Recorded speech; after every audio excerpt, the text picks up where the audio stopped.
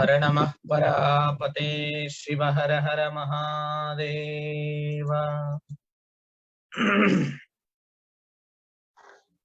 त्रैलोक्य संपदालेख्य समुल्लेखन भित्तये सच्चिदानंद रूपाय शिवाय ब्रह्मणे नमः। यामाहुः सर्वलोकानां प्रकृतिं शास्त्रपारगाः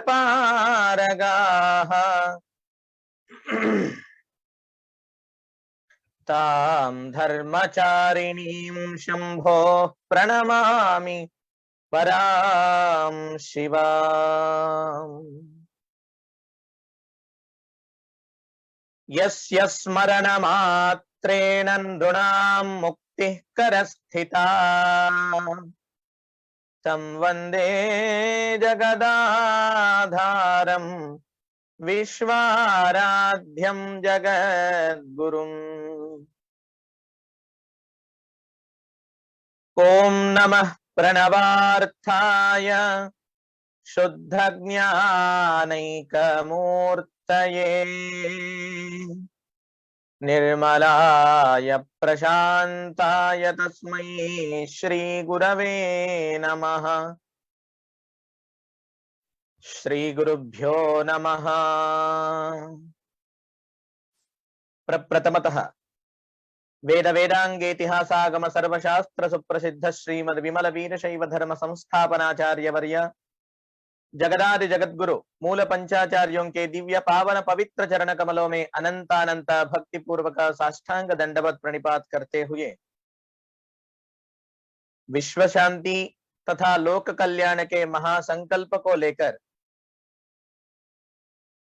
समस्त आस्तिक शिव भक्तों की साधना परिपुष्टता के लिए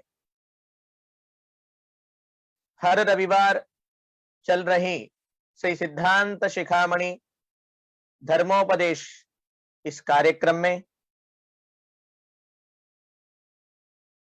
इस कार्यक्रम की परिपूर्ण कृपाशीर्वाद देते हुए इस कार्यक्रम को चला रहे ऐसे परम पूज्य प्रातस्मरणीय अष्टोत्तर सहस्त्र जगद्गुरु डॉक्टर चंद्रशेखर शिवाचार्य भगवत्पाद महास्वामी जी के दिव्य चरणों में तथा जगद्गुरु डॉक्टर मल्लिकार्जुन विश्वाराध्य शिवाचार्य भगवत्पाद महास्वामी जी के दिव्य चरणों में भी सभक्ति पूर्वक साष्टांग दंडवत प्रणिपात करते हुए इस ऑनलाइन के द्वारा कार्यक्रम को प्रसारण कर रहे सुभाष जी चौक वाले तथा भक्ति श्रद्धा युक्त अत्यंत समय को निकालकर इस धर्मोपदेश को श्रवण कर रहे और साधना में ला रहे सभी सद्भक्तगण, विद्यार्थी वृंद, साधक वृंद, मुमुक्षुगण, आप सभी को भी परम मंगल हो ऐसी कामना व्यक्त करते हुए आज के इस धर्म संदेश को वेद घोष के माध्यम से प्रारंभ करेंगे। वेद घोष श्री कमल स्वामी दहेवड़कर बृहन्मठ के विद्यार्थी गणेश स्वामी गणपति शास्त्री इनके द्वारा वेद घोष होगी।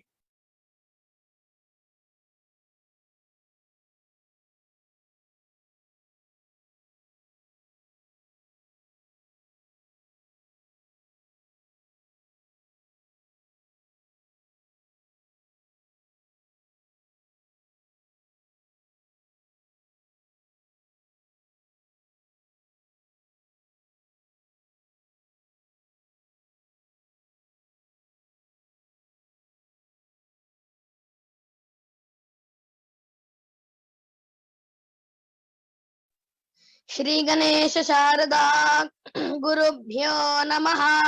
हरः ओम। पंचानन मुखोद्भूतान् पंचाक्षरमनुपमान् पंचसूत्रकृतो वन्दे पंचाचार्यान् जगद्गुरून् विश्वेशलिंग संभूतं विश्वविद्या विबोधकं विश्ववन्द्यं सदा वन्दे विश्वाराध्यं जगद्गुरुं ज्ञानादिशक्तियुक्ताय भुक्तिमुक्तिप्रदायिने लक्ष्मी दहिवडीशाय गुरुसिद्धाय ते नमः। हरः ॐ। देवीं वाचमजनयन्त देवाः तां विश्वरूपाः पशवो वदन्ति सा नो मन्द्रेशमूर्जं दुहाना धेनुर्वागस्मानुपसुष्टतैतो सुमुहूर्तोऽस्तु सुप्रतिष्ठितमस्तु। ॐ सहना भवतु सहनौ भुनक्तु सह वीर्यं करवावहै तेजस्विनावधीतमस्तु मा विद्विषावहै। ओम शांति शांति शांति। श्रीमद् जगद्गुरु पंचाचार्य महाराज की जय। संत शिरोमणि मन्मथ स्वामी महाराज की जय। श्री श्री श्री जगद्गुरु 1008 डॉक्टर चंद्रशेखर शिवाचार्य महास्वामी की जय। श्री श्री श्री जगद्गुरु 1008 डॉक्टर मल्लिकार्जुन विश्वाराध्य शिवाचार्य महास्वामी की जय। हर हर महादेव।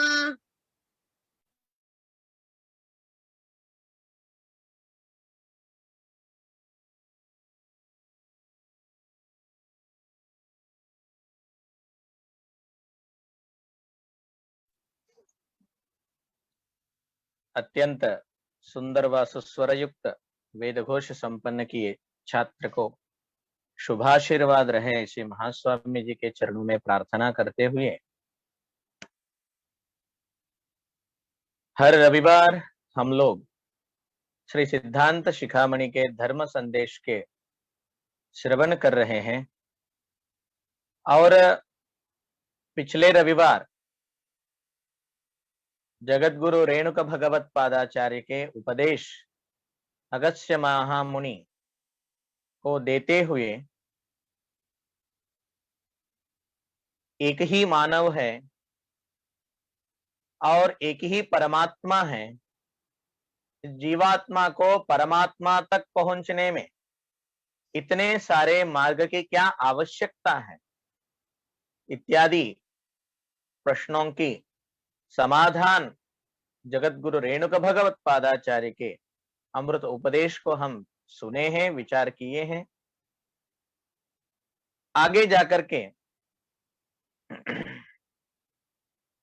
अगस्त्य महामुनि कहते हैं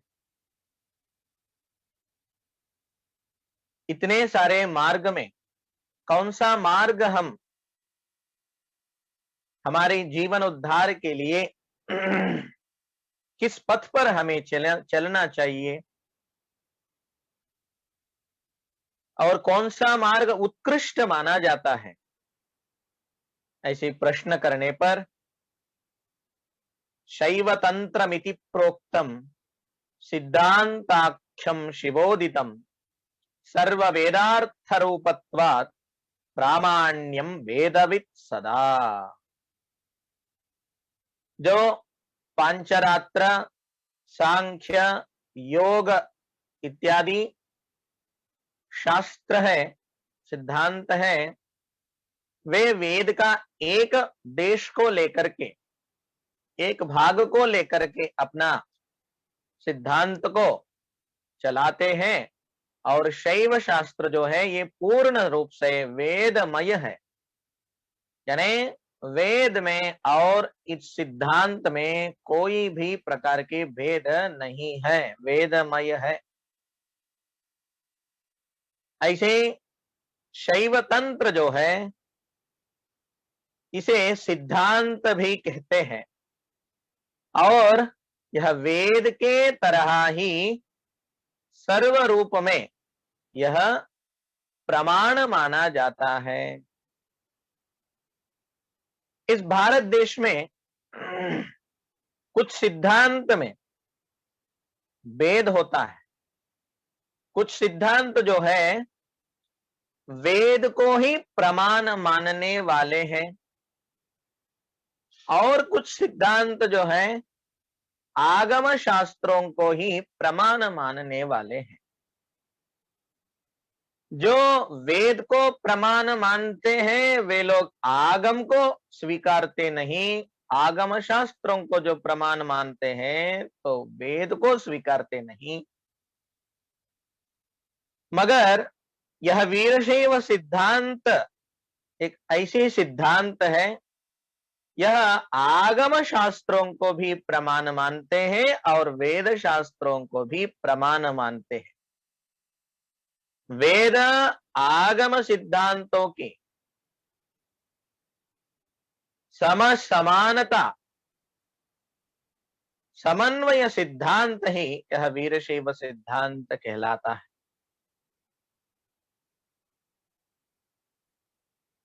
आपको उदाहरण के तौर पर शिव की संतान को ही देखते हुए हमें समझ में आता है, शिव जी को कितने संतान हैं। सभी लोगों को पता है गणपति और कार्तिकेय, मगर और एक भी संतान है वीरभद्र, जो दक्ष प्रजापति के दक्ष यज्ञ विध्वंस करने के लिए शिव निंदकों की उद्ध्वस्त करने के लिए वीरभद्र शिव जी के जटा के द्वारा संभव हुआ है। इसमें पार्वती यानी वीरभद्र के जन्म की दृष्टि से देखेंगे तो पार्वती का कोई संबंध नहीं है, केवल शिव की जटा द्वारा आए हैं वीरभद्र। और गणपति जो है, इनके संभव तो आप सभी लोगों को पता ही है, पार्वती माता के द्वारा ही गणपति का प्रकट हुआ है। इसमें शिव जी का कोई जन्म की दृष्टिकोण से संबंध नहीं है, केवल पार्वती का नंदन है। वीरभद्र जो है वो केवल शिव से आया है और गणपति जो है केवल पार्वती से आया है। मगर इन दोनों के सम्मेलन से एक शिशु का जन्म हुआ है, वह है स्कंद कार्तिकेय सुब्रमण्य। शिव पार्वती के संयोग से कार्तिकेय का जन्म हुआ है। इसी तरह कुछ लोग वेद को ही प्रमाण मानने वाले हैं, तो कुछ लोग आगमों को ही प्रमाण मानने वाले हैं। मगर वीरशैव सिद्धांत जो है यह वेद और आगम समन्वय की सिद्धांत को प्रतिपादन करते हैं। वेद और आगम ये मूलतः क्या है, इसकी मान्यताएं क्या है? यानी उपनिषदों में कहते हैं निश्वसितमेतत् ऋग्वेदः यजुर्वेदः सामवेदः अथर्वणवेदः। तो परमात्मा के छोड़ा हुआ श्वास से, निश्वास से यह वेद की उद्भव हुआ है। इस वेदों को कोई रचना नहीं किया है, साक्षात परमात्मा से आए हुए ज्ञान का पर्वत है, ज्ञान भंडार है। ऐसी वेद ये परमात्मा का श्वास है। परमात्मा के श्वास से यह आया हुआ है, ऐसा कहने के तात्पर्य यह जानना चाहिए, परमात्मा ने अत्यंत सूक्ष्म रूप से आत्मविद्या को प्रबोधन किया है, यह उसका तात्पर्य है। आपने किसी को, सभी लोगों को सुनाई नहीं देना चाहिए करके आपके आप्त व्यक्ति को कोई भी रहस्यमय विषय बताना है तो आप कैसे बताएंगे? माइक लेकर के ज्यादा आवाज से बताएंगे क्या? नहीं, उनको बहुत धीरे से सूक्ष्म वाणी से उनको आप बताते हैं। उसमें अक्षरों का भी ज्यादा प्रयोग नहीं होता है, केवल हवा की प्रयोग होता है। निशब्द रहने के लिए कहना है तो ऐसा आप कहते हैं, उसी तरह परमात्मा अत्यंत सूक्ष्म दृष्टिकोण से अपने बारे में परमात्मा की ज्ञान, आत्मज्ञान को दिया हुआ शास्त्र ही वेद है। इसलिए परमात्मा के श्वास द्वारा आया है यह वेद शास्त्र, ऐसा कहते हैं। और वही परमात्मा के द्वारा वैखरी वाणी के माध्यम से आया हुआ ज्ञान भंडार को ही आगम शास्त्र कहते हैं। जैसा एक अपना स्टूडेंट को गुरुजी ने निशब्द रहने के लिए, वह ज्ञान देने के लिए उन्हें हाथों से ऐसा बता करके भी उनको निशब्द कर सकता है, तब भी समझ में नहीं आया तो उन्हें वाणी का प्रयोग करके समझाते हैं। उसी तरह और भी लोगों को विशेष रूप से यह आत्मज्ञान हो और उनकी जन्म सार्थक हो, इस दृष्टिकोण से परमात्मा ने प्रवचन किया हुआ ज्ञान भंडार को ही आगम ऐसा कहते हैं। आगम यानी कहते हैं आगतम शिव वक्त्रात् गतम च गिरिजानने मतम श्री वासुदेवस्य आगमस्तेन कीर्त्यते। आगम, इन 3 अक्षरों की व्याख्या यहां पर समझा रहे हैं। शिव के मुख से आया हुआ ज्ञान और पार्वती के श्रवणेन्द्रियों में गया है, यानी पार्वती सुना गया है। और शिव के द्वारा उपदिष्ट यह ज्ञान पार्वती सुन रहे, तब वासुदेव का भी सम्मत इस ज्ञान पर हुआ है। वासुदेव, विष्णु इसके विरोध नहीं है, विष्णु भी इसको सम्मति दिया है। मतम श्री वासुदेवस्य। ऐसी तरह शिव के द्वारा उपदेश किया हुआ ज्ञान को पार्वती ने सुना है, वासुदेव का भी इसमें सम्मति मिला है, इसीलिए इस शास्त्र को आगम ऐसा कहते हैं। तो यहां वेद और आगम दोनों भी परमात्मा के द्वारा ही आया हुआ ज्ञान भंडार है। इसमें वेद देखने का कोई भी जरूरत नहीं है।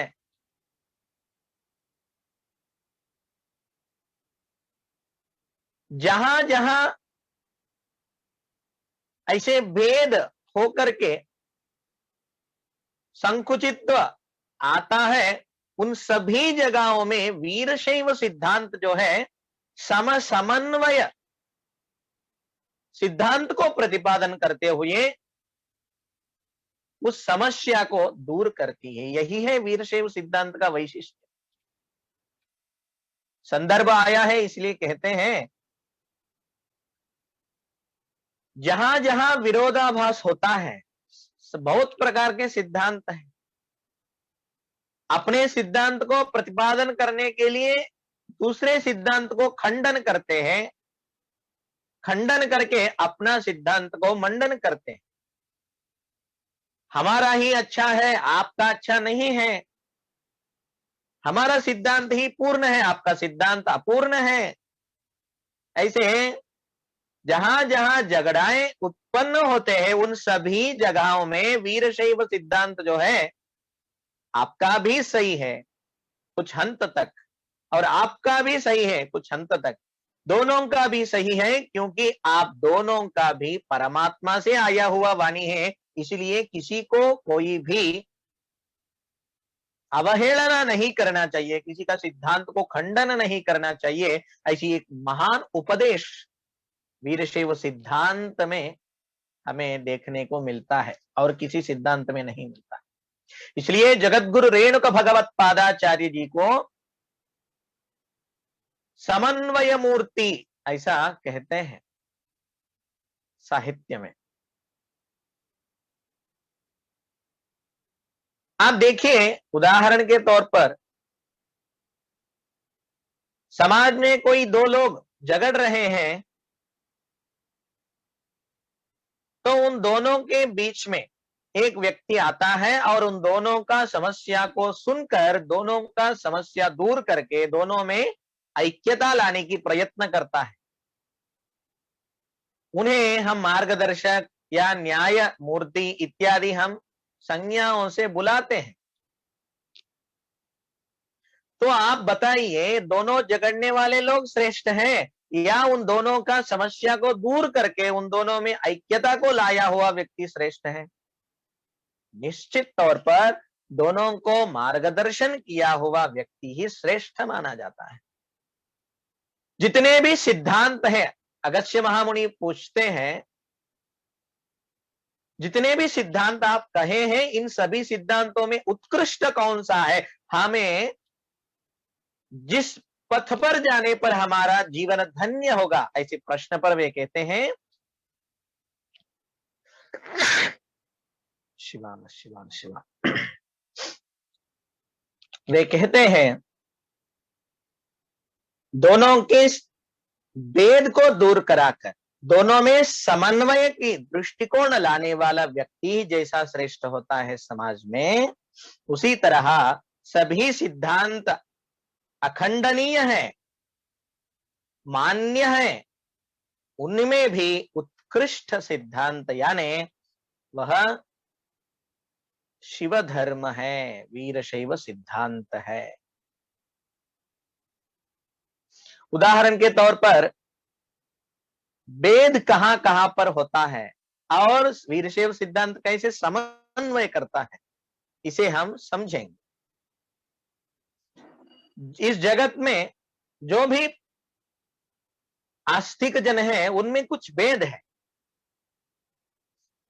कुछ लोग परमात्मा साकार है, परमात्मा को आकार है, वह परमात्मा आकार से ही मिलता है, ऐसे कहते हैं कुछ सिद्धांत। तो और कुछ लोग परमात्मा निराकार है, निर्गुण है, उन्हें कोई आकार नहीं है, रूप वर्ण इत्यादि से परे है वे, ऐसे कुछ लोग प्रतिपादन करते हैं।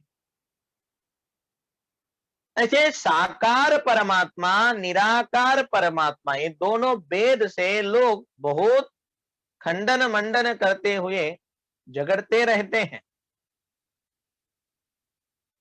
इसलिए बहुत सारे संप्रदाय और बहुत सारे विभिन्नता इस जगत में देखने को मिलता है इसी विषय पर।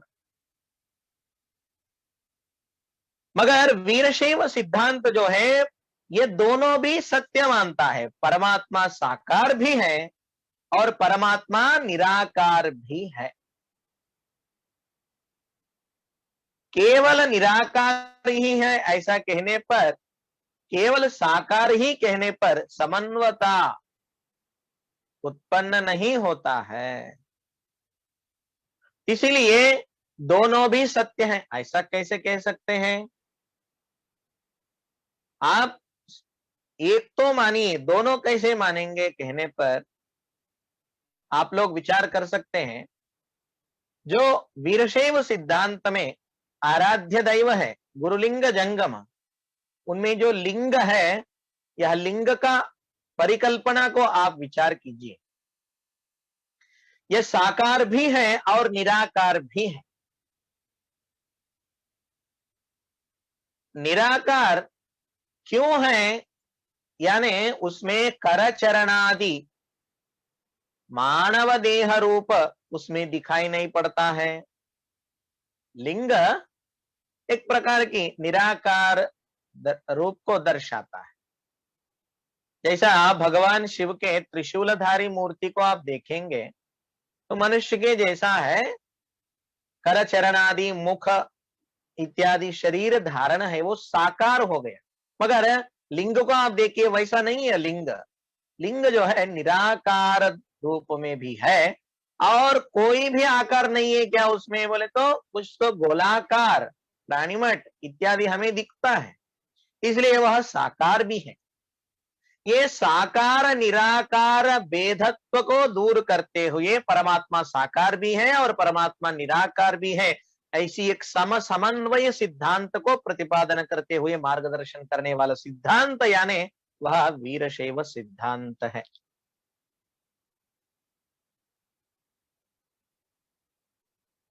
और आगे जाकर के और एक भेद हमें इस प्रपंच में देखने के लिए मिलता है। भगवत प्राप्ति करने के लिए, जीवात्मा परमात्मा में ऐक्य होने के लिए, यानी मोक्ष प्राप्ति करने के लिए दो मार्ग प्रमुख रूप से कहा गया है, एक कर्म मार्ग और दूसरा ज्ञान मार्ग। जो कर्म सिद्धांत को, कर्म को करते हुए जाते हैं, उन लोगों में एक विडंबना है ज्ञान को लेकर के, वे ज्ञान को मानते नहीं। और जो ज्ञान के मार्ग में जाने वाले लोग हैं वो कर्म को मानते नहीं। मगर वीरशैव सिद्धांत जो है ये ज्ञान और कर्म दोनों को भी समन्वय रूप से लेकर के जाने वाला सिद्धांत है। इसमें भी भेद को दूर करके सभी का समन्वय करने की दृष्टिकोण हम देख सकते हैं। जो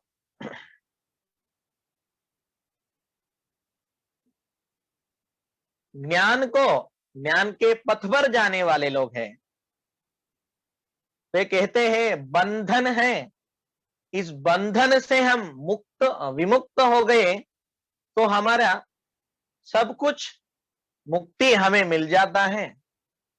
ये अज्ञान के वश में रहकर हम बंधन में रहे हैं। जब हम ज्ञान को प्राप्त करेंगे, जब हम ज्ञान संपादन करेंगे, तब हमारे यह बंधन सब छूट जाएंगे, वही मुक्ति का कारण है। कर्म का क्या जरूरत है? ज्ञान आ गया, समझ में आ गया, पता चल गया तो यह असत्य है, तो हमारा मुक्ति निश्चित है। कर्म की क्या जरूरत है करके कर्म को खंडन करते हैं ज्ञान मार्ग में जाने वाले, और कर्म मार्ग में जाने वाले ज्ञान को खंडन करते हैं। ऐसा कैसा हो सकता है? सुचिंतित मौषधमपि न नाम मात्रेण करोत्यरोगम। आपको ज्वर आया है, आपको औषध लेना पड़ता है, औषध लेना है, औषध लिए तो ही कम होता है। ये ज्ञान मात्र से आपका ज्वर दूर नहीं होता, औषध को आप लेने पर ही वह दूर हो सकता है। ज्वर बहुत अच्छा औषध है, बहुत पावरफुल मेडिसिन है, इसे मुझे लेना चाहिए, ऐसे विचार करने मात्र से वह ज्ञान आपके पास रहे, उतनी मात्र से आपकी ज्वर दूर होगा क्या?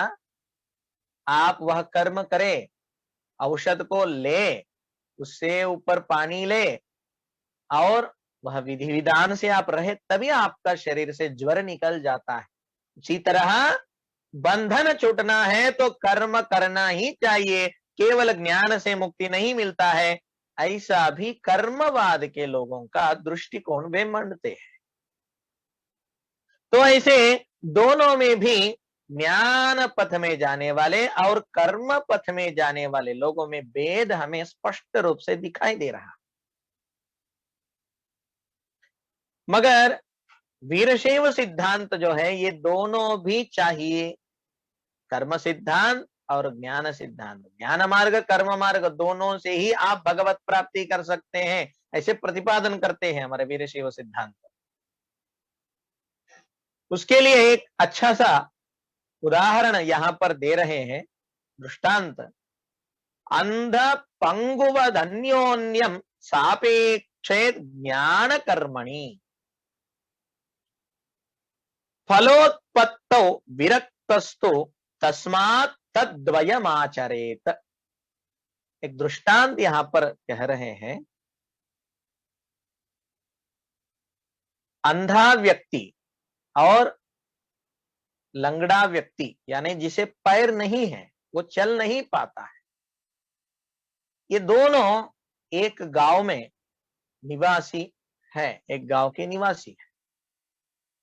जो अंधा व्यक्ति है वो कुछ देख नहीं पाता, अकेला कुछ समझ नहीं पाता, और जो पंगु है वह व्यक्ति सब देख सकता है, सब का स्वरूप देख सकता है, मगर वह जा नहीं सकता है, चल नहीं सकता है। दोनों के मन में अपनी दिव्यांग को लेकर के एक प्रकार की दुख मन में था। योगायोग से ये दोनों एक दिन एक जगह पर खड़े हो गए और कहता है अंधा व्यक्ति, दोनों का परिचय हो जाता है, आप कहाँ रहते, वो कहाँ रहते, सब बोलना शुरू हो जाता है। उसके बाद अंधा व्यक्ति कहता है, देखो भगवान ने मेरा कर्म का फल कैसा दिया है, मुझे कुछ देखना नहीं होता है, मैं अंधा हूं। आपका ही अच्छा है, आप देख नहीं सकते इसलिए किधर जाने का विषय ही नहीं है, मगर मेरा कर्म का फल देखो कैसा है, मैं देख सकता हूं मगर वहां तक जा नहीं सकता। मुझे पैर नहीं दिया है, मैं चल नहीं पाऊंगा। तो इन दोनों का जो दुख है, एक दूसरे को समझते हुए अपने मन की एक संकल्प को दूसरे से बताए हैं। मुझे काशी को जाने की बहुत इच्छा है, बहुत वर्षों से मैं सोच रहा हूं कैसे जाऊं, कौन ले जाएंगे। ये तो अभी के जमाने के विषय नहीं है, बहुत पुराना कथा है। तब दोनों का विचार सम हो जाता है। तब जो अंधा व्यक्ति है वो कहता है, चिंता मत करो, मुझे भी काशी को जाना है, तो हम दोनों ऐसा करेंगे। मुझे पैर है मगर मार्ग दिखता नहीं है, आपको मार्ग दिखता है मगर पैर नहीं है। आप मेरे खांधे के ऊपर बैठिए, आप जहां जहां पैर रखने के लिए बताएंगे, जैसा जैसा चलने के लिए बताएंगे, वैसा मैं चलूंगा और आप देखते हुए मुझे मार्ग दिखाओ। ऐसे दोनों का संकल्प पूर्ण हो जाएंगे। हम काशी को जाकर विश्वनाथ जी से भेंट देंगे, दर्शन करेंगे। दोनों वैसा ही करते हुए काशी तक पहुंच जाते हैं और अपना जन्म धन्य कर लेते हैं। उसी तरह कर्म जो है वो अंधा है, कर्म को कुछ दिखता नहीं है, और ज्ञान जो है यह पंगु है, वो चल नहीं पाता है। ज्ञान और कर्म जैसा वो दोनों एक को एक सहायता करते हुए अपना काशी विश्वनाथ की दर्शन प्राप्त कर लिया है, उसी तरह हर एक मनुष्य ज्ञान को और कर्म को समन्वय करते हुए शिव से ऐक्यत्व को प्राप्त कर सकते हैं। जीवात्मा अपना जीवन को धन्य कर सकते हैं। जैसा वे काशी विश्वनाथ की दर्शन प्राप्त किए हैं, वैसे हम लोग भी परमात्मा की प्राप्ति करने के लिए ज्ञान और कर्म का समन्वय करना बहुत ही जरूरी है। इसलिए ज्ञान मार्ग को भी मानते हैं और कर्म मार्ग को भी मानते हैं। ज्ञान कर्म समुच्चय सिद्धांत कोई है तो वह वीरशैव सिद्धांत ही कहना चाहिए। इतना विशिष्टतम सिद्धांत यह वीरशैव सिद्धांत है। और हम लोग ऐसे प्रतिपादन जगत गुरु रेणुक भगवत पादाचार्य करते ही अगस्त्य महामुनि ऐसे वीरशैव सिद्धांत बहुत उत्कृष्ट है। इस सिद्धांत में से ही हमारा जीवन कल्याण हमें समझ में आ रहा है। जगत गुरुवर्य, वीरशैव यानी कौन है? वीरशैव किसे कहना चाहिए और वीरशैव क्या समझना चाहिए, क्या करना चाहिए, कैसे रहना चाहिए इत्यादि प्रश्नों को वे जगत गुरु महासन्निधि के सानिध्य में विनंती करते हैं। तब भगवत पादाचार्य जगत गुरु रेणुकवर्य ने कहते हैं, विद्यायाम शिवरूपायाम, ऐसे सिद्धांत की विशिष्टता को वे कहते हैं, सिद्धांताख्ये महातंत्रे कामिकाद्ये शिवोदिते निर्दिष्टमुत्तरे भागे वीरशैव मतम परम। वीरशैव मतम परम, जो भगवान शिव से द्वारा उपदिष्ट जो आगम है उन्हें सिद्धांत भी कहते हैं, सिद्धांत आगम भी कहते हैं। और उन सिद्धांत आगमों के उत्तर भाग में यह वीरशैव सिद्धांत को उपदेश किया गया है।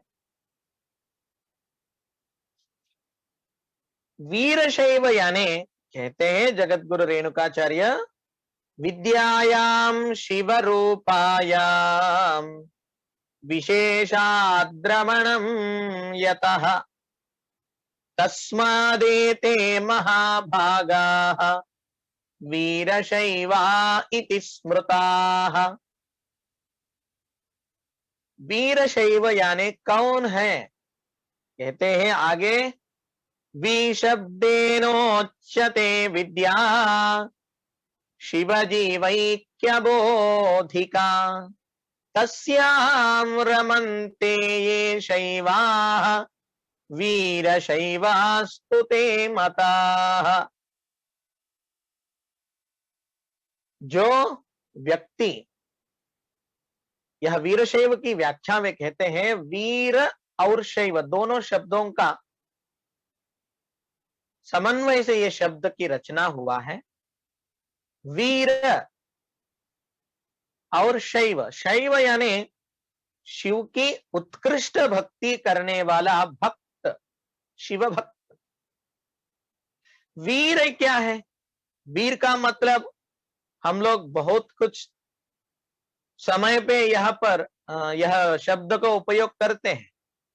जो शूर है, वीर है, बलवान है, धनवान है, मदवान है, युद्ध में बहुत अच्छा से युद्ध को विजय प्राप्त किया, उस जगह पे हम लोग वीर शब्द को उपयोग करते हैं।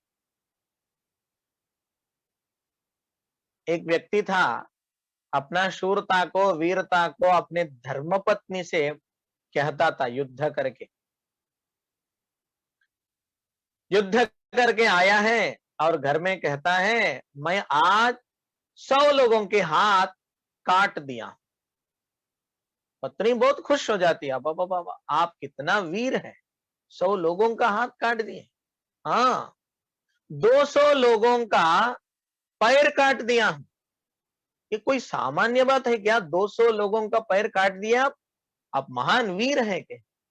उतना ही नहीं, 200 लोगों का पेट में तलवार को डाल दिया हूं, इतना आप बहुत श्रेष्ठ है। ऐसा कहते ही उनके पत्नी के मस्तिष्क में एक शंका निर्माण हो जाता है। आप हाथ पैर पेट में ही तलवार को प्रयोग किए हैं, किसी का सिर काटे नहीं क्या? ऐसे विचारने पर, पूछने पर कहता है, मैं उसके लिए भी प्रयत्न किया हूं, क्या करे, किसी को मुख ही नहीं था, किसी का गर्दन पे अपना सिर ही नहीं था।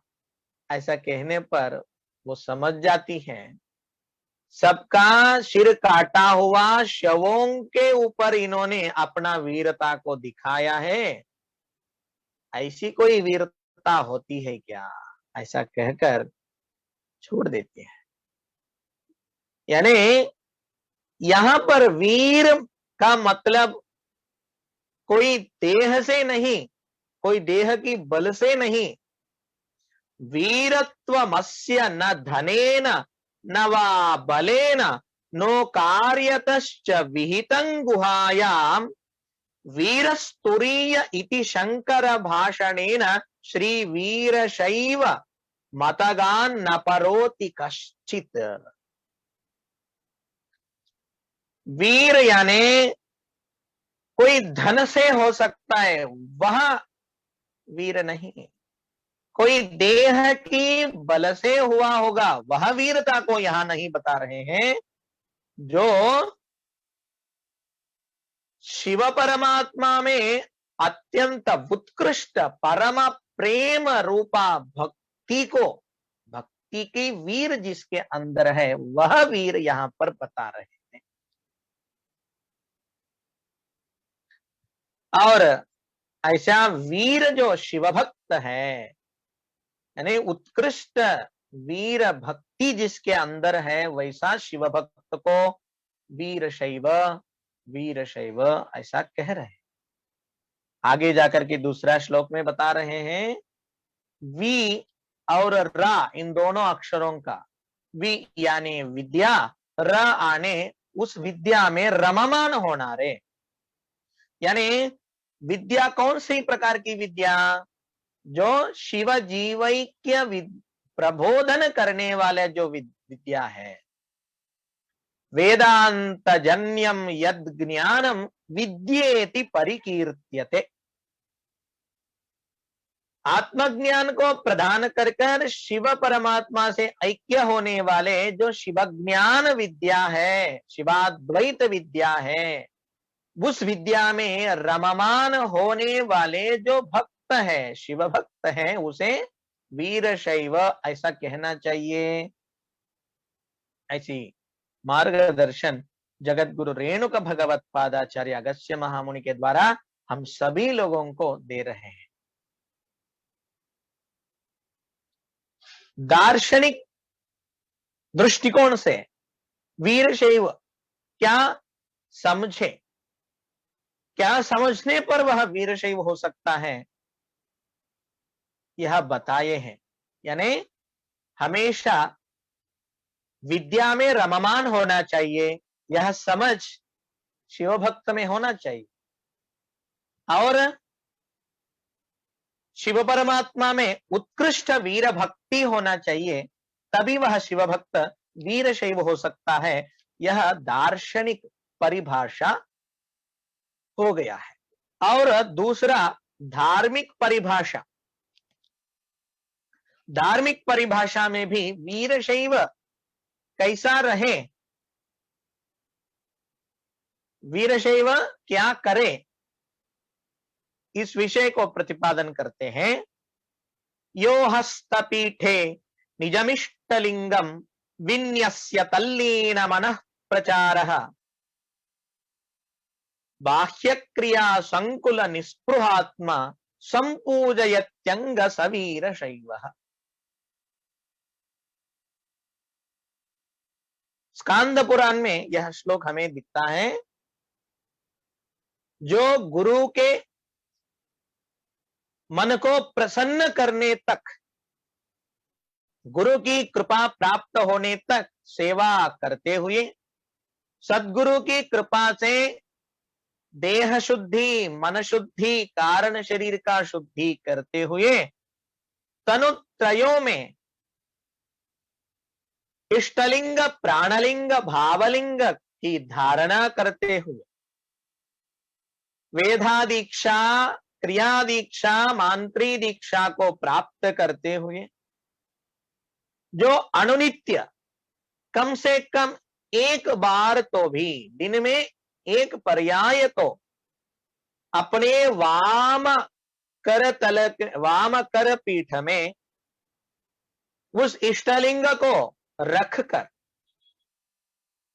अपना सभी इंद्रियों को आकृष्ट करके इस लिंग पूजा में तल्लीन हो करके बाहर क्या चल रहा है, बाहर क्या हो रहा है, ऐसी विषयों को परिपूर्ण त्याग कर पूर्ण तल्लीन मन से जो अपना इंद्रिय मन आदियों को लिंग की आराधना में समर्पण करके लिंग ध्यान करते हैं, लिंग आराधन करते हैं, वैसा जो शिव भक्त है उन्हें वीर शैव कहना चाहिए, ऐसी जिसका आचरण होता है।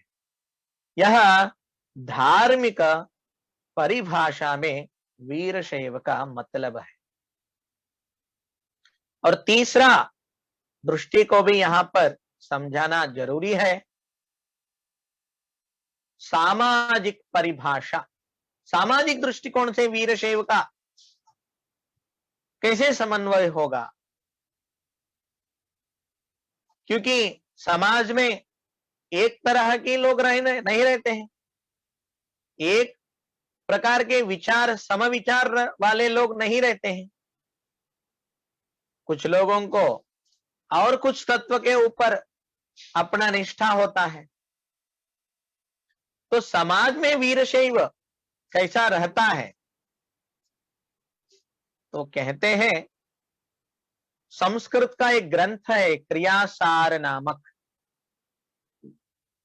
श्रीमद् घनलिंग चक्रवर्ती लिंगैक्य नीलकंठ शिवाचार्य भगवत्पाद उनके द्वारा विरचित यह ग्रंथ है। इसमें वे कहते हैं वि शब्द विरोधार्थ र शब्दो रहितार्थक विरोध रहितम शैवम वीर शैवम विदुर्बुधाः। वि और रा इन दोनों अक्षरों को वे व्याख्या कर रहे हैं। वि यानी विरोधार्थक, विरोध करना, र यानी रहितार्थक यानी विरोध करना जिनके पास नहीं है वो किसी को विरोध ही नहीं करता है, विरोध करना ही रहित जिनका आचरण में होता है, ऐसा जो शिव भक्त है, जो समाज में बहुत सारे प्रकार के परंपरा के सांप्रदायिक लोग होते हुए भी उनके सिद्धांतों को, उनके मार्ग को खंडन नहीं करते हुए, उन सभी को विरोध नहीं करते हुए अपना स्वधर्म का निष्ठा, परधर्म का सहिष्णुता जिनके अंदर मौजूद है, ऐसी जो विरोध रहित शिव भक्त है यानी शैव है, उन्हीं को वीर शैव ऐसा कहना चाहिए। वही वीर शैव का तात्पर्य है। यह सामाजिक परिभाषा, यानी समाज में सभी के साथ प्रेम रूप से रहते हुए, सभी का विश्वास को संपादन करते हुए अपना आत्म कल्याण को प्राप्त करने वाला शिव भक्त को ही वीर शैव कहना चाहिए। वह व्यक्ति किसी का विरोध नहीं करता है, विरोध रहित वीर शैव। अभी तक कहे तीन परिभाषाओं में, तीन में कम से कम एक तो हमारे पास होना चाहिए, तभी वीरशैव कहना चाहिए, नहीं तो वह केवल सर्टिफिकेट वीरशैव बन जाता है। आजकल के बहुत सारे लोग यही सोच रहे हैं, हमारे पास लिंगायत का सर्टिफिकेट है, हमारे पास वीरशैव का सर्टिफिकेट है, हमारी परंपरा वीरशैव से जुड़ा है, हम वीरशैव लिंगायत धर्म में जन्म लिए हैं तो हम वीरशैव बन गए। जन्म मात्र से वह सिद्ध नहीं होता है, आचरण से हमारी श्रेष्ठता जो है सिद्ध होता है। देखिए यहां पर तीन विषयों को प्रतिपादन किया है। वीरशैव होने के लिए क्या समझ होना चाहिए उनमें, और वीरशैव होने के बाद क्या करें, और वीरशैव होकर सबके साथ कैसा रहे। इन तीनों विषयों में कम से कम एक तो रहा तो उन्हें पास कर सकते हैं। 35 35 मार्क उनको मिल जाता है। 2 विषय यदि उनके पास है तो 70 मार्क उनको मिल जाता है। यदि 3 भी विषय उनके पास है, यानी क्या समझे, क्या करे और कैसा रहे, ये तीनों भी यदि समझ में आ गया, अभी तक समझाया हुआ वीरशैव का तात्पर्य, तो उन्हें 100% उनको गुण प्राप्त होते हैं। वह 100% मार्क को प्राप्त किया है, ऐसा समझना चाहिए। वह 100% वीरशैव हो जाता है। ऐसी वीरशैव जो है यह अत्यंत उत्कृष्ट है। पार्वती कहती हैं वीरशैव एक व्यक्ति अनेक बार अपना कर्मों के फल भोगने के लिए जन्म लेता रहता है। किस व्यक्ति को, किस जीवात्मा को एक ही जन्म में मुक्ति मिलेगा? ऐसा कौन है जो बार बार जन्म लेने की जरूरत नहीं है? आप बताइए, क्या किया तो वह व्यक्ति एक ही जन्म में अपना मुक्ति को प्राप्त कर सकता है? तब भगवान परमात्मा शिव कहते हैं, एकेन जन्मना मुक्ति ही वीराणांतु महेश्वरी। एक ही जन्म में मुक्त सभी को प्राप्त नहीं होता है। मुक्ति एक ही जन्म में यदि प्राप्त होना है तो उन्हें वीरशैव होना पड़ता है। जो वीर है उन्हीं को एक जन्म में ही मुक्ति प्राप्त होती है। ऐसी उपदेश जगत गुरु रेणुक भगवत पादाचार्य महामुनि अगस्त्य मुनि को निमित्त में बनाकर समस्त मानव की हित के लिए उपदेश किया हुआ भव्य सिद्धांत, यानी यह शिवाद्वैत सिद्धांत है। ऐसी सिद्धांत शिखामणि में आगे अगस्त्य महामुनि वीरशैव इतना श्रेष्ठ है तो इसमें कितना प्रकार के प्रकरण है, कितना प्रकार के वेद है, इसमें कौन कैसे परिपूर्ण वीरशैव तत्व को समझना चाहिए, क्या आचरण में रखना चाहिए, इत्यादि अनेक विचारों को वे विनंती करते हैं। अभी अगले रविवार उन सभी प्रश्नों को समाधान करने की प्रयत्न हम लोग करेंगे। भक्ति श्रद्धा युक्त एकाग्र चित्त से यह सिद्धांत शिखामणि धर्म संदेश को श्रवण कर रहे सभी सद्भक्तगण, जिज्ञासु, मुमुक्षु, साधक वृंद, विद्यार्थी, आप सभी को जगत गुरु रेणुक भगवत पादाचार्य जी के अनंत अनंत कृपाशीर्वाद रहे।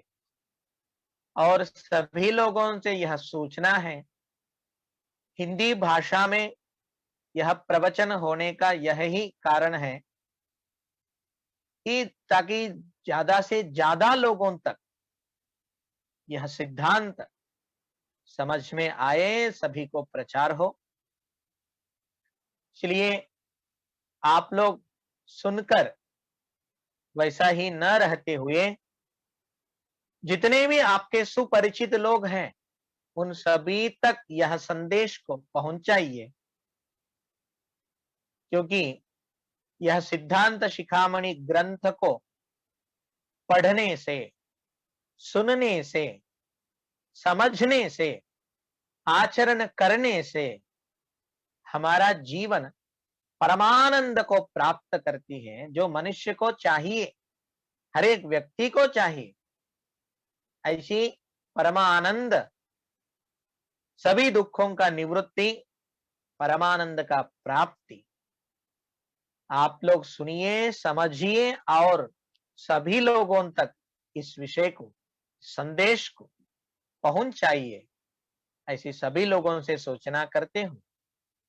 ऐसी सेवा कर रहे हैं सुभाष जी दंपति और आप सभी लोगों को भी जगत गुरु रेणुका भगवत पादाचार्य जी के अनंत अनुग्रह रहे, ऐसी प्रार्थना करते हुए हमारे वाणी वाक्पुष्प सेवा भगवान विश्वनाथ के दिव्य चरणों में समर्पण करते हैं।